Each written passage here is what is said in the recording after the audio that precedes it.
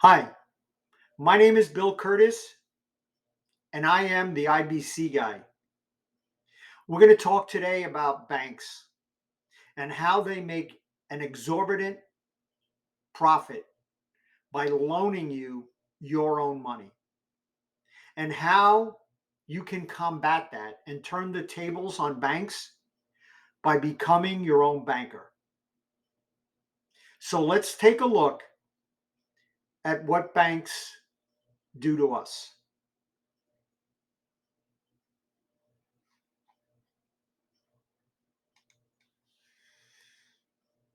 Before we get started, I just want to give you my information. You can order the book, Becoming Your Own Banker, The Case for IBC, Building Your Warehouse of Wealth, and many others directly from the infinitebanking.org store. You can also go to my website, Creating Wealth from Life. You can email me at bill@Creating Wealth from Life. There's also my LinkedIn page, my YouTube and Facebook handle. I also have a Facebook page under the IBC guy. But let's take a look at banking.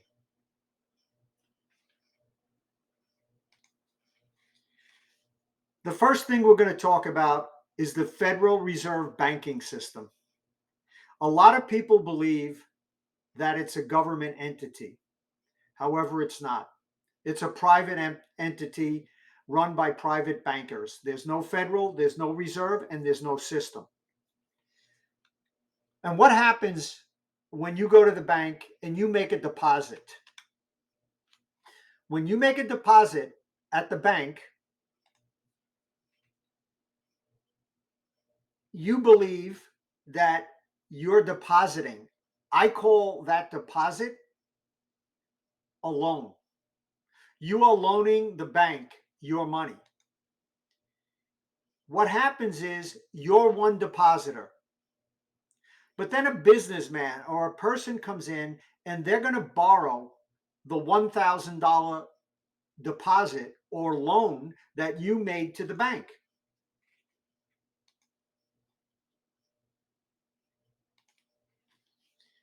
So let's talk about the Federal Reserve banking system. A lot of people believe it's a government entity, but it's not. It's private bankers. It's called central banking. Ours is called the Federal Reserve banking system. However, there's no federal, there's no reserve, and there's no system. But let's look at what happens when we go to the bank and we make a deposit, which I call a loan. We're loaning the bank our money, and they're dictating the terms. So let's say we put $1,000 in the bank. We're one depositor. And then a businessman or any individual is going to come and they're going to take a loan from the bank. That loan will be for $1,000.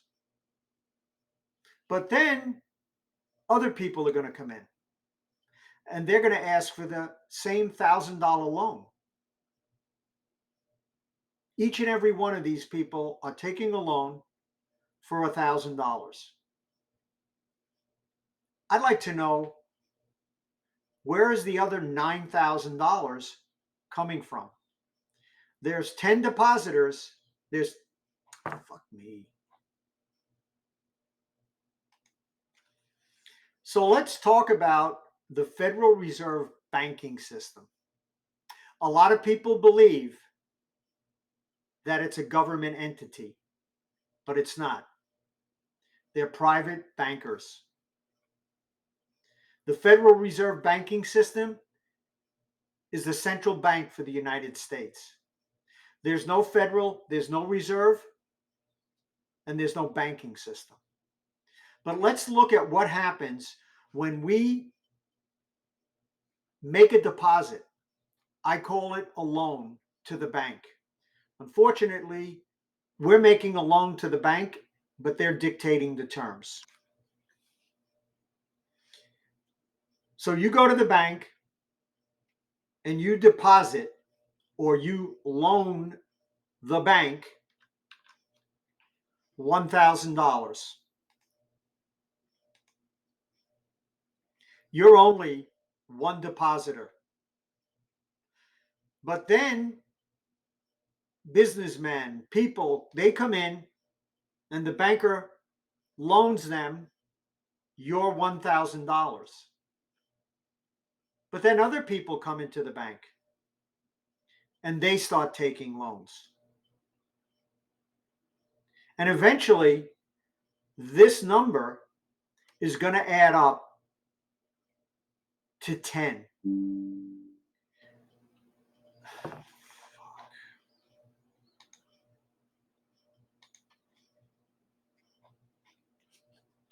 I got to fix this because this sucks.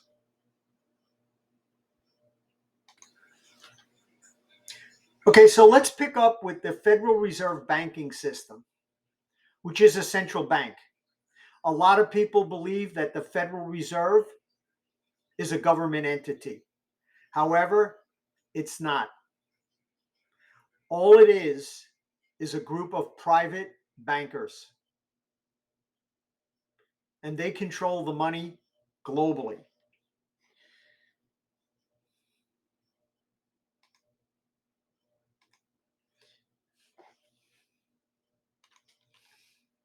So let's pick it up right here with the Federal Reserve banking system, which is essentially a central bank.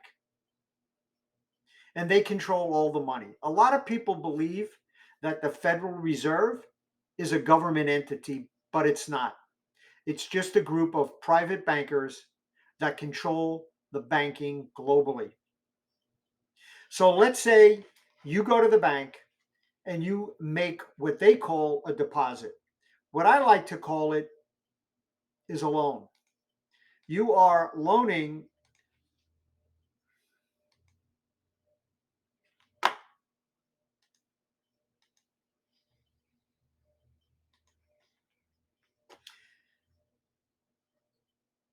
So let's pick it up right here and talk about the Federal Reserve banking system, which really is a central bank.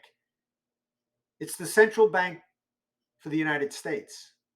A lot of people believe that the Federal Reserve banking system is a government entity, but it's not. There's no federal, there's no reserve, and there's no system. It's just a group of bankers that control the banking system globally. So let's say you go to the bank and make a deposit. I call it a loan. Unfortunately, you're loaning your money to the bank and they're dictating the terms.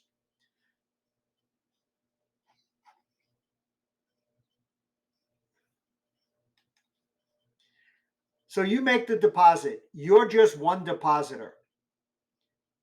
But then businessmen start coming to the bank and they'll loan that $1,000 out to the first man. Then other people start coming to the bank and they are loaning the same $1,000 out. And they'll loan it out to 10 borrowers. So the question is, where did the other $9,000 come from? It essentially was created out of thin air. There really is no money until you sign the loan documents. They create the numbers and put them in your banking system. So essentially, they have no skin in the game. Let's take a look at how this works simply with mortgages. Because you could see right here, if they've loaned out $9,000 to 9 other borrowers and they don't have the money, their return on that money is essentially infinite.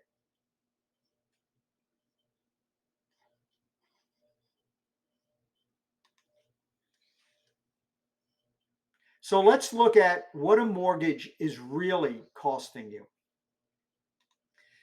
If you owned this property and had a 30-year mortgage for $300,000 at 4% APR, you'd pay $1,432.25.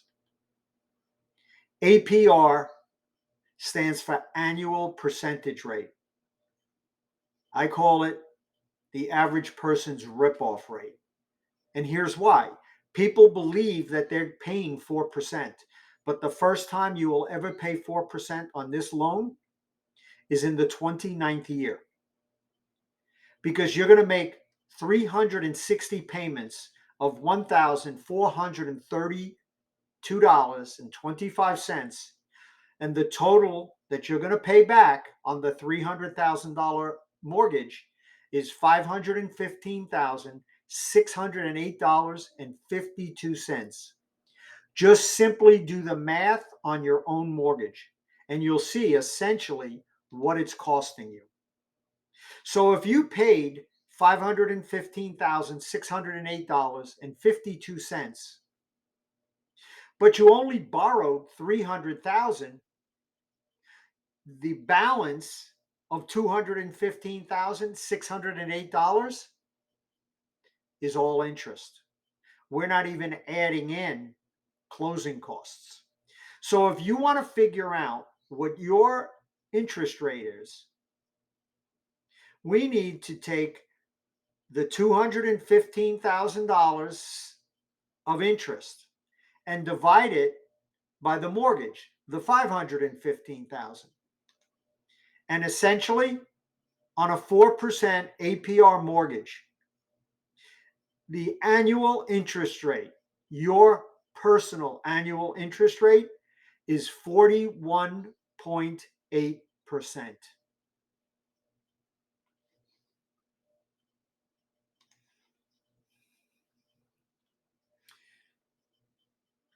So how do banks make money? Banks make money lending money. Lending your money, a lot of times, right back to you. If you have a savings or checking account and you go to the bank and once again make a deposit, which I call a loan to the bank, and you put $30,000 in that bank, currently, and it's rising because interest rates are rising, but the average mean interest rate on a savings account is 0.4%, which means at the end of the year, you're going to have earned $120 and pay taxes on that exorbitant return. But what I hear from a lot of people, when they go to the bank, let's say they need money for a car, they want to buy a car, or they need money for something, and they take a $30,000 loan, because I hear all the time, I don't want to use my own money. That's my safety net. I'll take a loan. So if you borrow $30,000 from the same bank that you have the $30,000 in, essentially, whose money are they lending you? Yours. Now, are they going to give you a loan at the same 0.4%? I don't think so. I asked people to give me numbers and they're all over the map.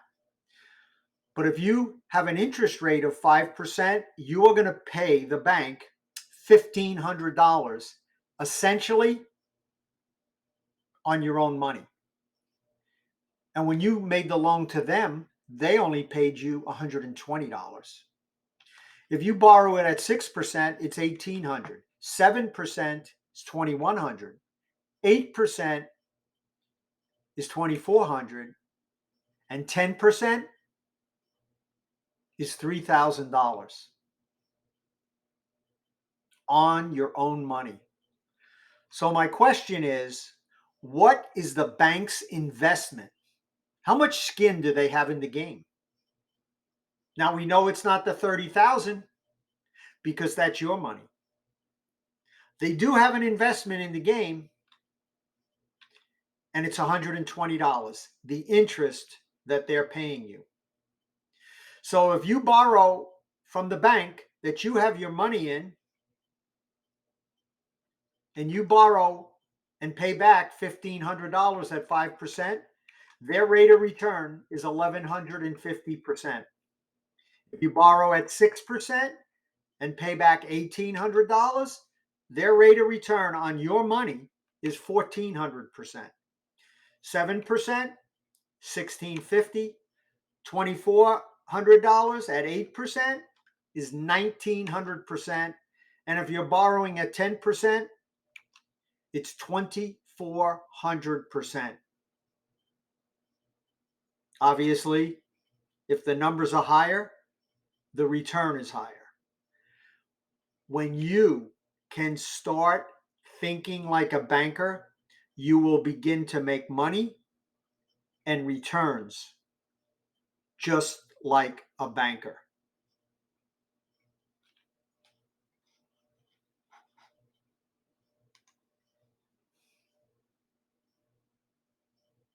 So, how does this work?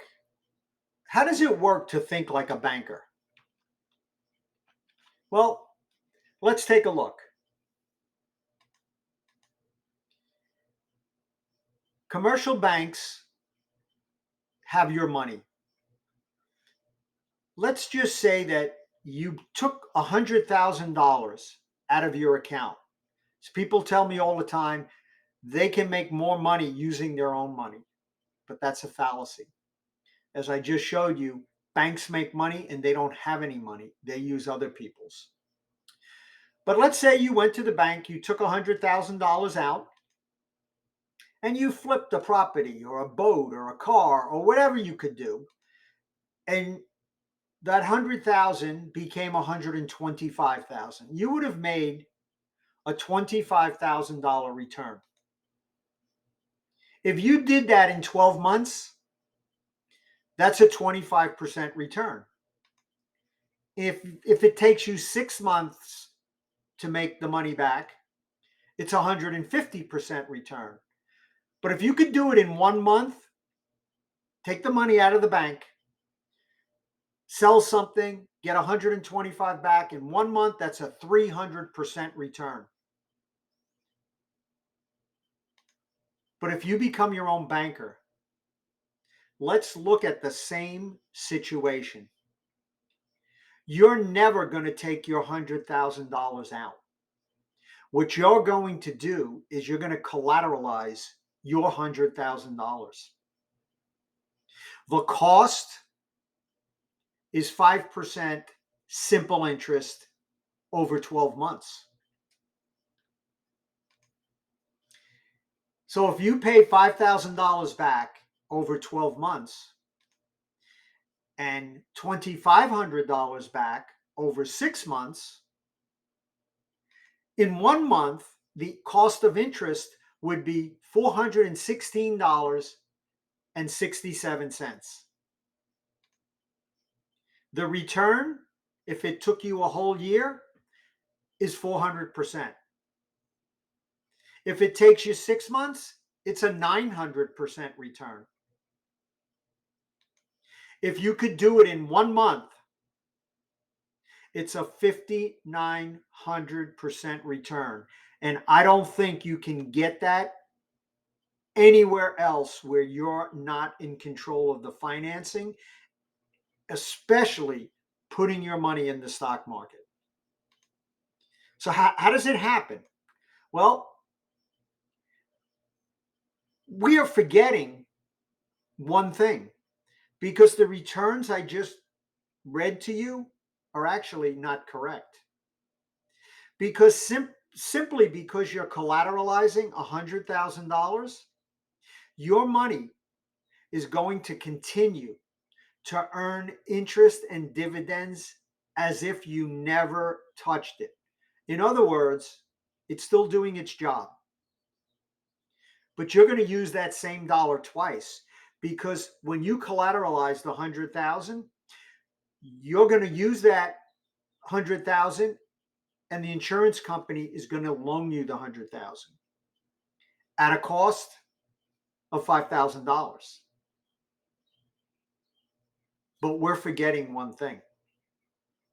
Because your money is collateralized, you're going to earn $5,200. You're gonna earn on your 100,000 is going to earn 5.2% interest and dividends. So if you earn $5,200, but the cost to borrow the money was $5,000, you made $200 on your money sitting in your own bank. So if you did this deal with no cost of money, what is the return? It's not 5,900, it's not 900, it's not 400. Actually, it's infinite.